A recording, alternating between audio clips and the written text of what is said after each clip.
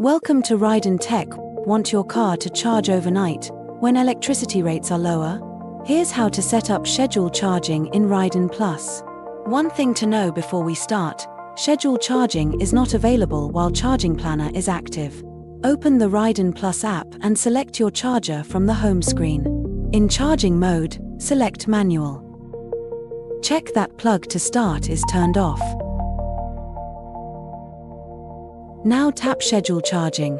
Then tap the Add button. Set your charging cycle, choose how often this schedule repeats, set the charging current you want, then tap Confirm again. Enter your start time and end time. To make changes later, go back to the Schedule Charging screen, tap Edit in the bottom left, and select the schedule you want to update. One last thing: once your schedule is set, plug the connector into your car. For further support, visit our website or contact our customer service team.